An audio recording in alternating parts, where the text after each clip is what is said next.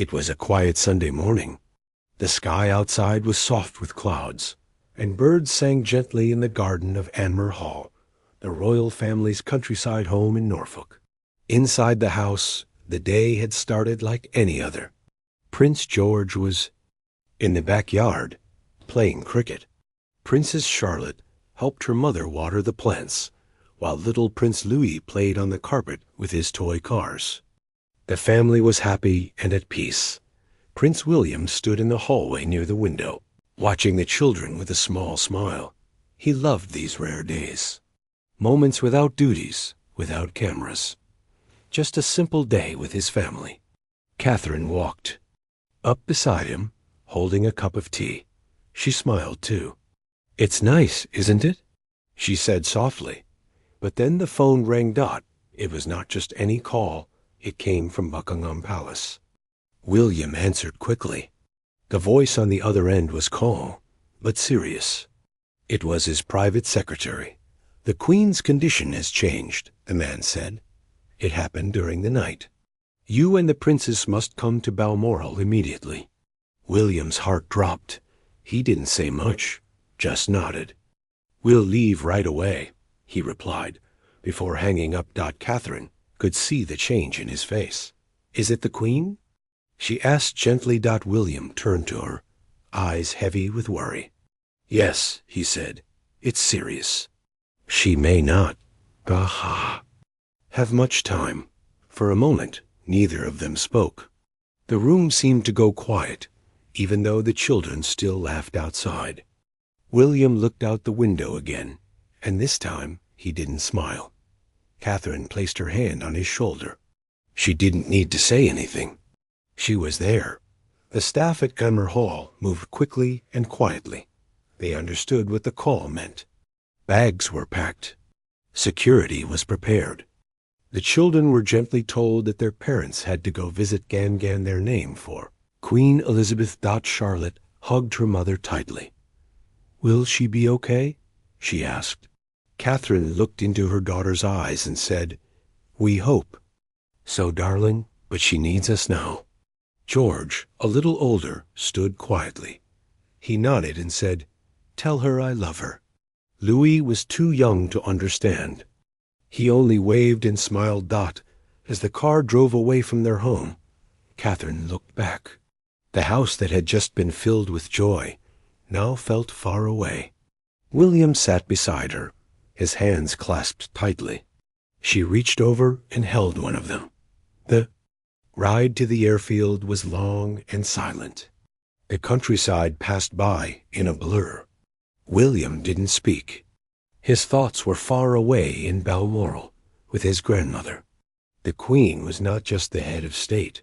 She was his guide, his grandmother, his anchor. William remembered the summers he spent at Balmoral as a child, fishing in the river with his grandmother, long walks through the fields, her stories about her own childhood. She had taught him so much about duty, about strength, about family. Catherine, too, had her memories. She remembered the Queen's kind smile on her wedding day, the way she welcomed her into the royal family, not just as a future queen, but as a granddaughter. Over the years, their bond had grown. The Queen had become someone Catherine truly respected and loved. As the plane waited on the runway, William and Catherine met with King Charles, now facing his own storm of emotions. His eyes were tired. They spoke briefly. There were no long speeches, just a quiet understanding between father and son, a passing of something deeper than words. The plane took off, lifting them toward Scotland, toward Balmoral, toward goodbye. Inside the cabin, the mood was heavy. William stared out the window, watching the clouds. Catherine sat close beside him, her hand still in his. She knew he was remembering. The boy who had walked behind his mother's coffin so many years ago was now a man, about to lose the woman who had helped him carry that pain. She didn't try to cheer him up. She didn't speak too much. She knew the best thing she could do was to sit beside him, to be quiet, to be strong, to be there The Queen had always said, "Duty first, heart always." Catherine thought about those words now. As the plane began to descend, the landscape of Scotland came into view. Rolling hills, quiet forests, old stone homes. Balmoral stood ahead, majestic and still. William's hand gripped tighter. Catherine turned to him.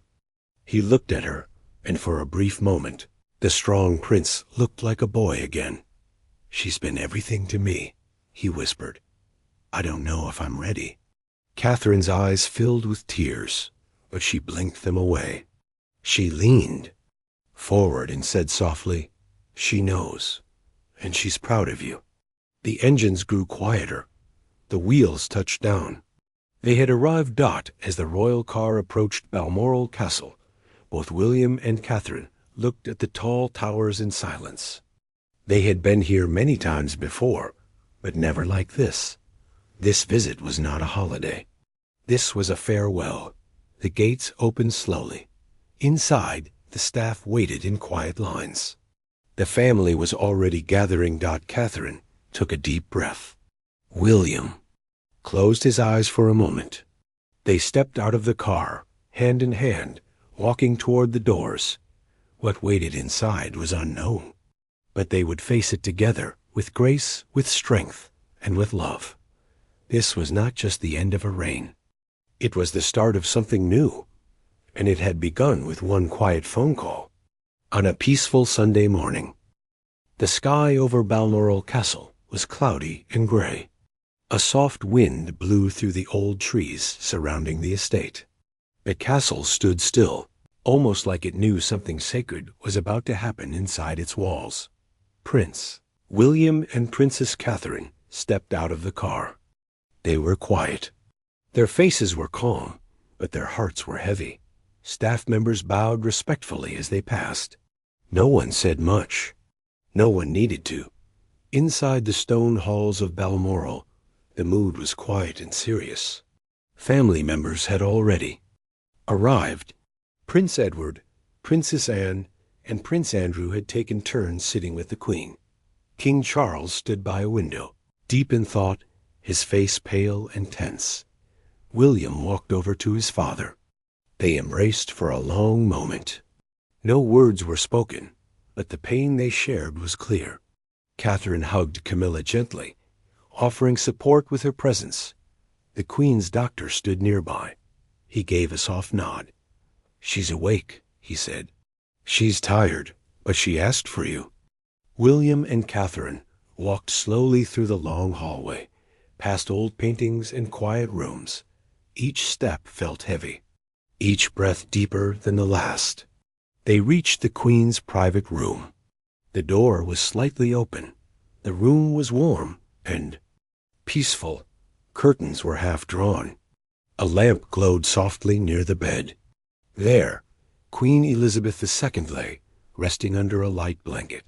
Her face was thinner now, her hands smaller. But her eyes, those famous, wise eyes, still held their spark. When she saw William, her face lit up. He moved quickly to her side and knelt beside the bed.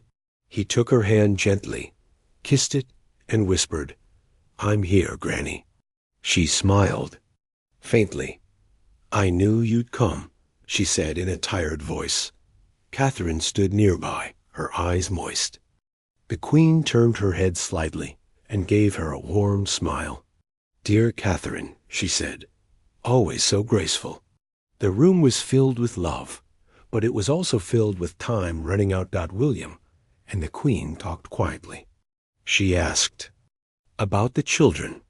William told her how George had won a spelling prize at school. He told her how Charlotte was drawing beautiful pictures of flowers.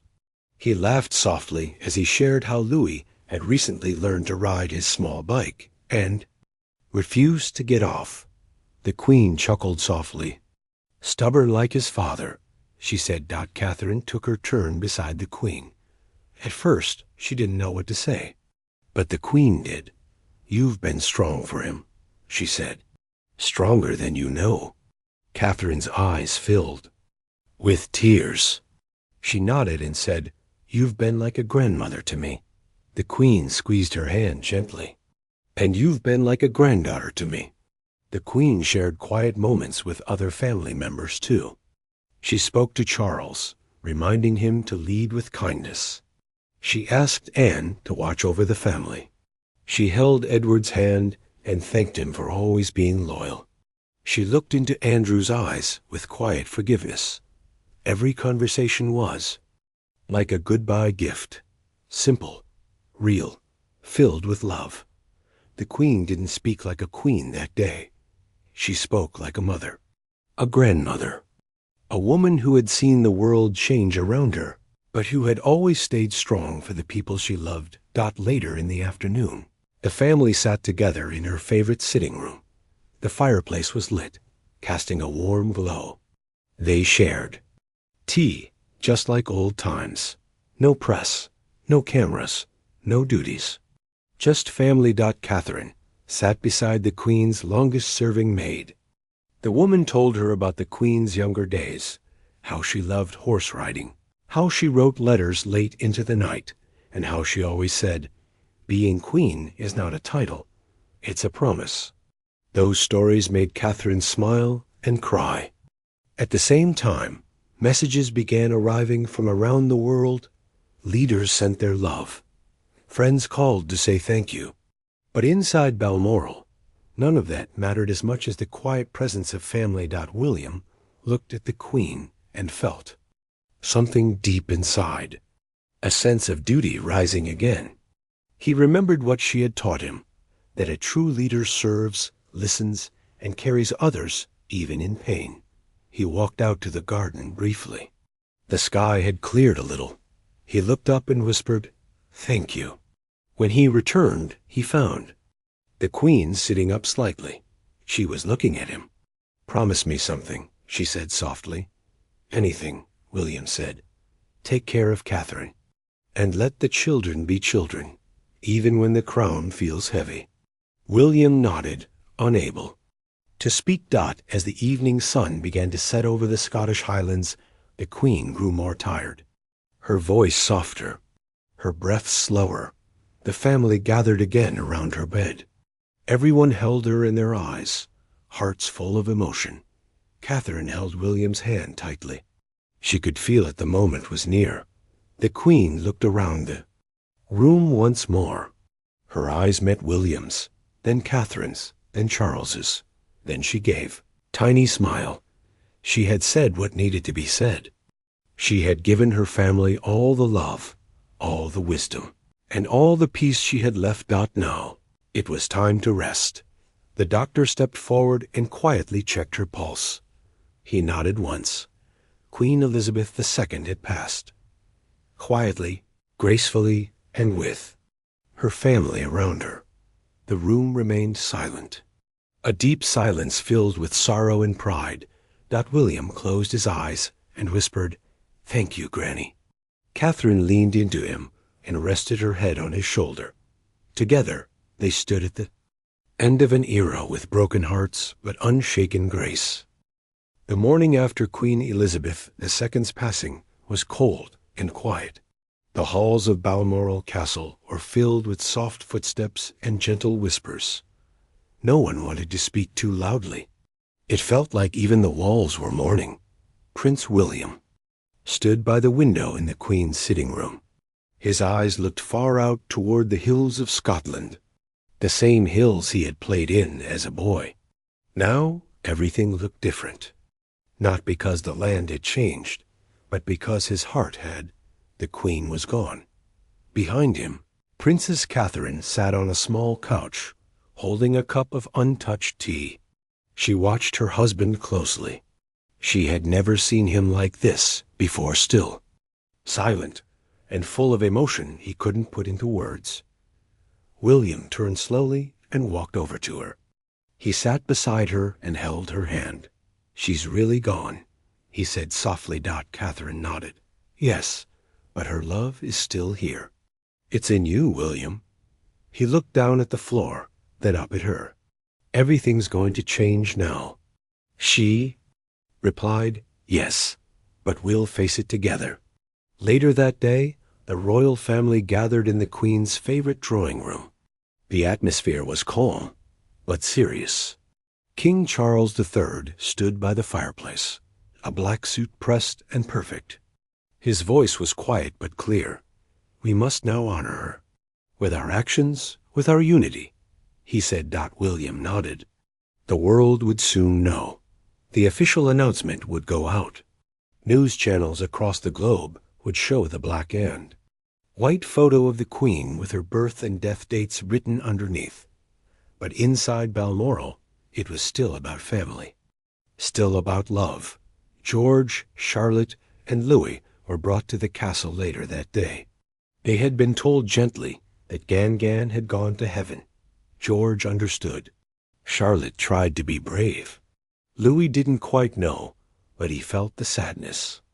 In the room, when they arrived, William bent down and hugged them one by one. "Gangan loved you very much," he whispered. Charlotte, always wise beyond her years, asked quietly, "Will she still see us?" Catherine smiled softly and said, "Yes, sweetheart, every day." Over the next few days, everything moved fast. Royal staff members began planning the funeral. Public statements were written. Ceremonies were prepared. Black suits were worn. Crowds began to gather outside Buckingham Palace and Windsor Castle. People placed flowers, cards, and soft teddy bears. Many cried openly. William and Catherine returned to London with their children. As their car passed the growing crowd, William watched quietly. People held signs. Some waved. Some just bowed their heads. "They're not just saying goodbye to a queen," Catherine said. "They're saying goodbye to someone they loved." William nodded, knowing she was right. Soon, William had to stand before the cameras. A public statement. A tribute. A prince who had just lost his grandmother, now comforting a nation that felt the same pain. Standing at a podium outside Kensington Palace, his voice shook slightly at first, but he spoke from the heart. "She was not just my grandmother. She was my guide. She taught me how to serve, how to lead, and how to love. She showed me that true strength comes from kindness." People around the world watched. Some cried. Some stood silently in front of their TVs. William's words weren't political. They weren't grand. They were real. Catherine watched from inside, her heart full. She knew how hard this was for him. Yet he did it with the same calm and strength the Queen had always shown. That night, after the cameras had left, William and Catherine sat alone in their room. The children were asleep. The palace was quiet. William looked at her. "Do you think I can do it?" he asked. She took his hand. "You already are." In the days that followed, William and Catherine took part in many ceremonies. They walked behind the Queen's coffin through the streets. People clapped. Some threw flowers. Some just whispered, "Thank you, ma'am." At Westminster Hall, they stood side by side as the Queen's body lay in state. Thousands of people walked past to pay their respects. Some bowed. Some crossed themselves. Some wiped their eyes. Catherine stood in black, her back straight, her face calm. But behind that, grace was heartbreak. She had lost more than a queen. She had lost a woman who had made her feel seen, loved, and welcomed. At one point, William whispered, "She would be proud of you." She replied, "And of you." Later, as they returned to Windsor Castle with their children, something beautiful happened. Charlotte picked up a card that had been left outside. It read, "Thank you for being our light."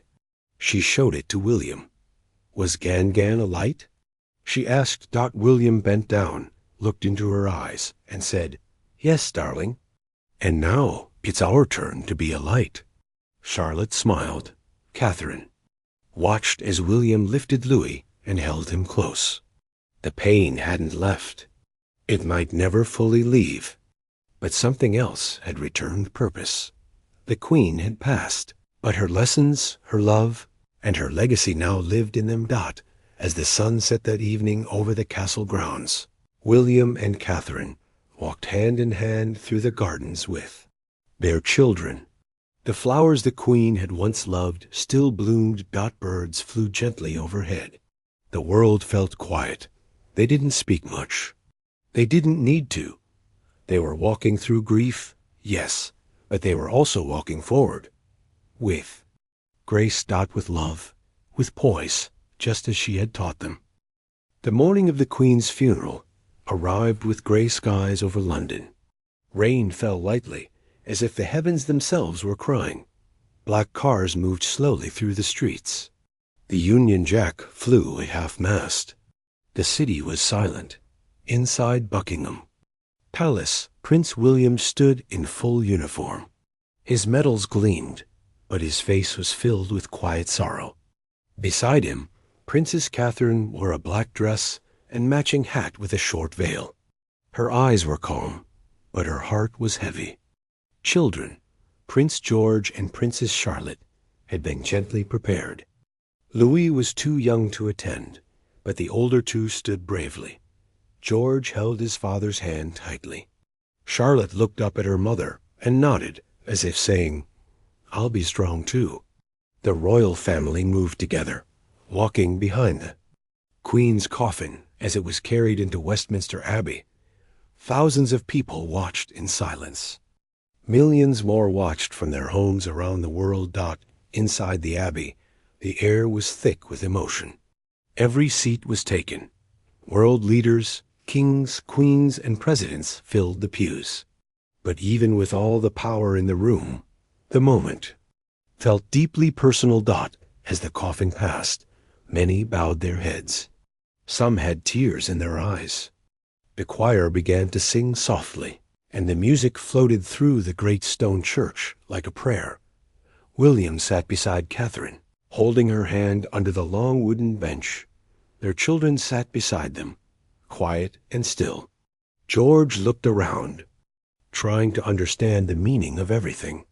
Charlotte clutched a small white flower, ready to place it when the time came. The Archbishop of Canterbury stood and began to speak. "Today, we honor not just a monarch, but a servant of the people. A woman who led with heart, with duty, and with love. Queen Elizabeth II gave her life to her country. Now we return her to the peace she earned." William bowed his head, his jaw tight. Catherine closed her eyes for a moment, remembering the Sia. Queen's warm smile, her gentle advice, and her quiet strength. At the end of the service, the coffin was carried out once again. The royal family followed slowly behind. Outside the Abbey, a sea of flowers covered the roads. People stood for hours just to say goodbye. Charlotte stepped forward with her small white flower and gently placed it on top of the coffin. George cupped her more quietly. Catherine knelt beside them, whispered, "She would be so proud of you both." As the hearse drove away toward Windsor, the crowd clapped softly, not with joy, but with deep respect. It was the last goodbye to the woman who had led their country for 70 years. The burial took place at St. George's Chapel in Windsor Castle. It was smaller, more private, just family. The Queen was laid to rest beside her husband, Prince Philip. The place where they had spent quiet days, walked the gardens, and shared their most personal moments.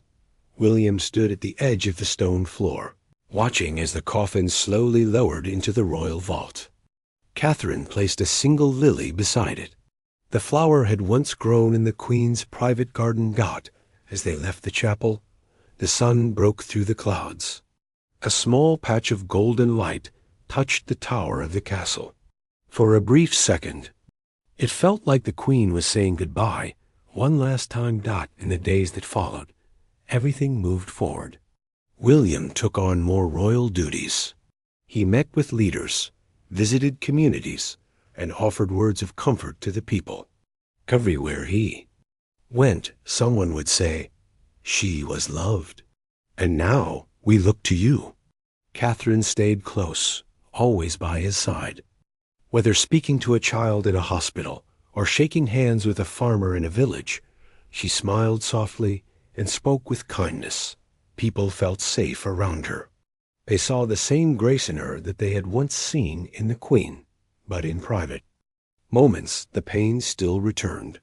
One evening, back at Windsor, William stood alone in the Queen's old study. Her books were still on the shelf. Her favorite chair by the window remained untouched. He walked slowly around the room, touching the desk where she had signed letters and held meetings. Then he found a small picture frame. It was a photo of him as a child, sitting on the Queen's lap. Both of them laughing. Catherine entered quietly. She didn't ask him to leave. She just stood with him, as always. She trusted you, she said gently, and she prepared you for this. William nodded, placing the frame back on the shelf. I just hope I make her proud.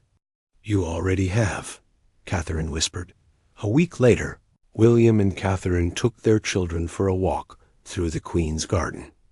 George asked, Will people forget her? William smiled a little. No, George. People never forget. Someone who gave them love. Charlotte added, She always wore nice hats.